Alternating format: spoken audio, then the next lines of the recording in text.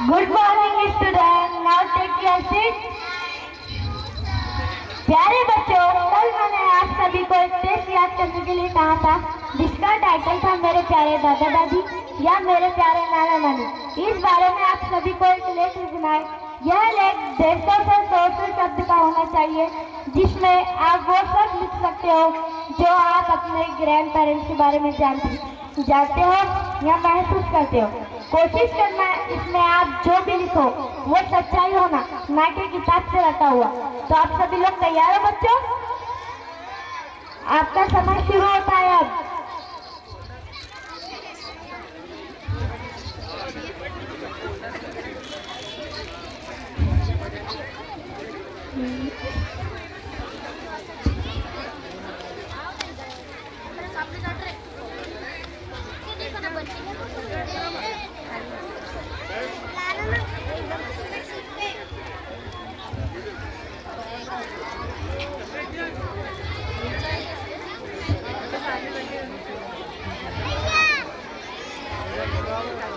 Fighting time is over.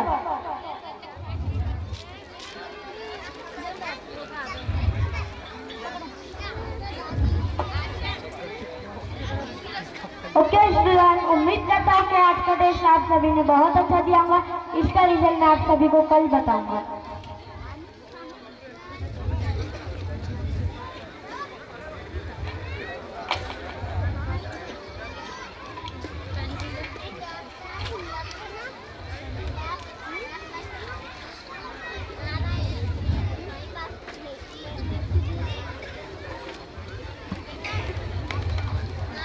मैं coming sir?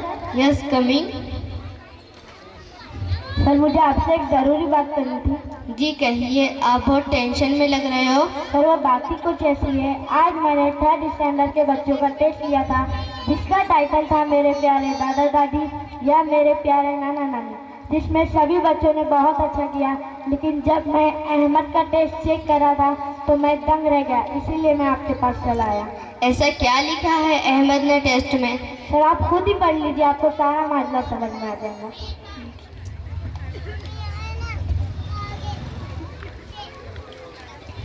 और मैं तीसरी कक्षा का स्टूडेंट हूँ। दादा दादी से बहुत प्यार करता हूँ और वो भी मुझे बहुत प्यार करते हैं। मेरी दादी मुझे राजा रानी और परियों की कहानियाँ सुनाती हैं और मेरे दादाजी मुझे पापा के बचपन की शरारतों के बारे में बताते हैं।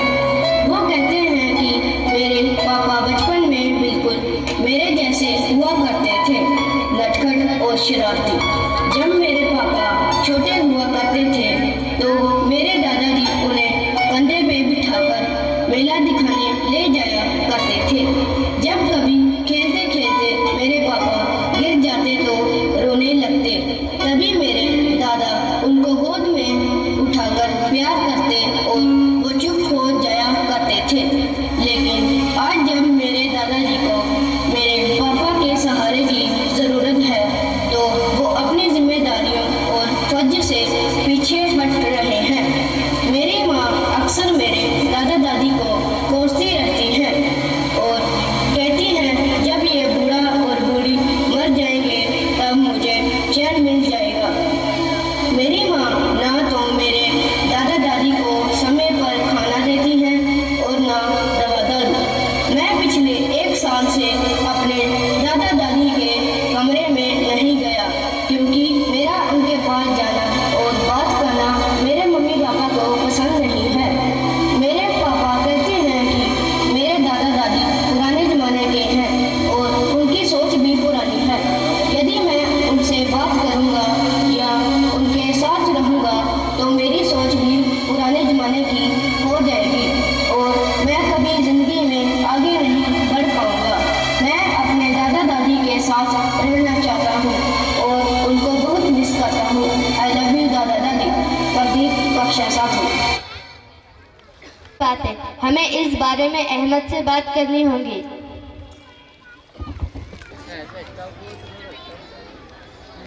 बेटा 3rd क्लास से अहमद को लेकर आओ।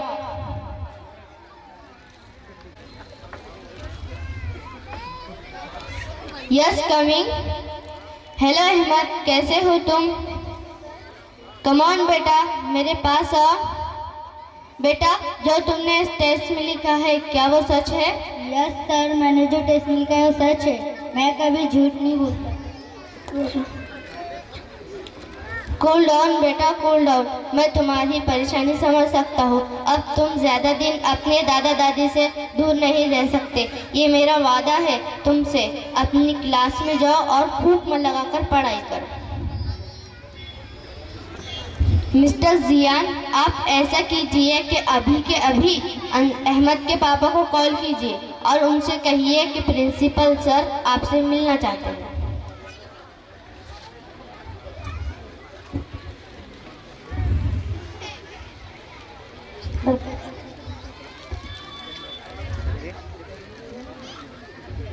हेलो हेलो कौन? मैं अहमद का क्लास टीचर बात कर रहा हूँ। प्रिंसिपल सर आपसे मिलना चाहते हैं। आपको अभी के अभी स्कूल आना पड़ेगा। कोई टेंशन वाली तो बात नहीं है। नहीं, बस आप स्कूल आ जाइए। ओके सर, मैं स्कूल छूटने से पहले स्कूल आता हूँ। Thank you for corporation.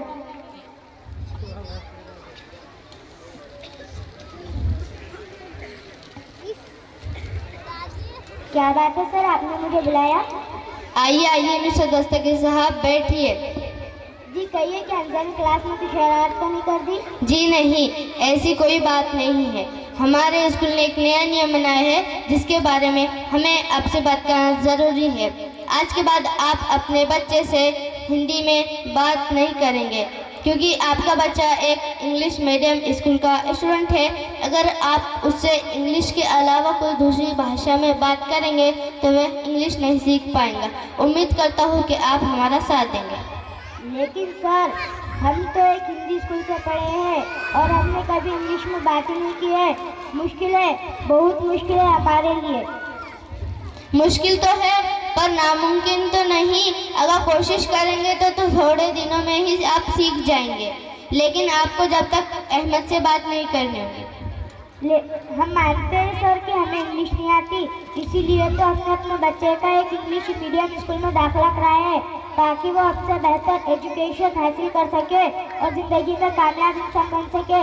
लेकिन इसका मतलब ये तो नहीं कि हम अपने बच्चे से बात ही करना बंद कर दें। ये तो बहुत गलत बात है। आखिर वो हमारा खून है, हमने ही उसे पैदा किया है। बिल्कुल सही कहा आपने मिस्टर दस्तगीर साहब।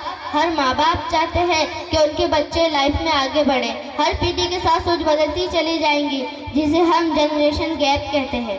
आप ये सब कुछ मुझे क्यों बता रहे हो? क्या आप सोचते हैं कि आपकी और आपके बेटे की सोच में फ़र्क है?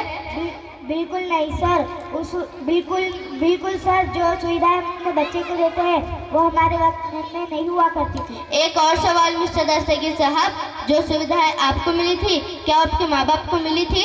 बिल्कुल नहीं सर, उस वक्त तो स्कूल भी नहीं हुआ करती थी। अगर एक आध स्कूल भी हुआ करता था तो बच्चे पढ़ने नहीं जाया करते थे। यही तो समझाने के लिए मैंने आपको यहाँ पर बुलाया है मिस्टर दस्तगीर साहब।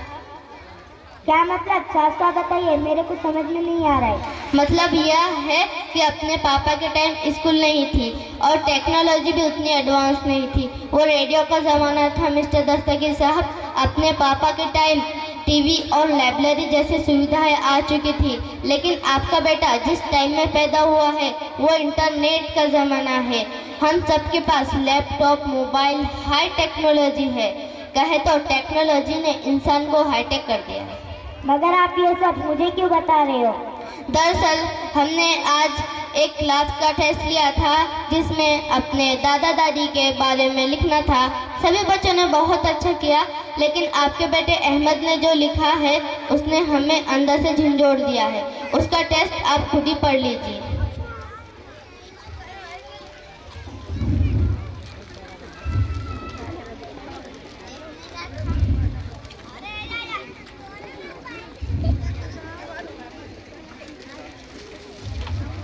देखिए मिस्टर दस्तगीर साहब, मेरा मकसद आपकी इंसल्ट कराना नहीं था।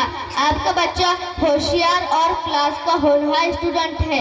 बच्चे मिट्टी की तरह होते हैं मिस्टर दस्तगीर साहब। माँ बाप उन्हें जिस तरह से रूप देना चाहते हैं उस तरह से दे सकते हैं। बस सर, बस मुझे मेरी गलती का एहसास हो गया है। मुझसे और मेरी बीवी से बहुत बड़ा पाप हुआ है, मुझे माफ़ कर दीजिए सर। और आपने ठीक कहा सर, मैं अपने माँ बाप और अपने बेटे अहमद का भी बहुत बड़ा गुनहगार हूँ। मैं आपसे वादा करता हूँ कि मैं कभी अहमद को उसके दादा दादी से मिलने से कभी मना नहीं करूँगा और उनके साथ रहने से भी मना नहीं करूँगा। चुप हो जाइए मिस्टर दस्तगीर साहब। अगर सुबह का भोला शाम को घर वापस आए तो उसे भूला नहीं कहते। मुझसे नहीं, अपने माँ बाप से माफ़ी मांगिए जिनका आपने बहुत दिल दुखाया है। मिस्टर दस्तगीर साहब, चलिए आपके घर चलते हैं, आपके माँ बाप आपका इंतज़ार कर रहे हैं।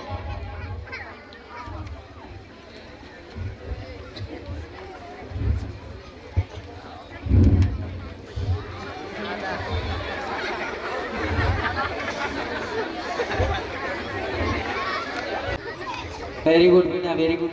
Thank you, all of you.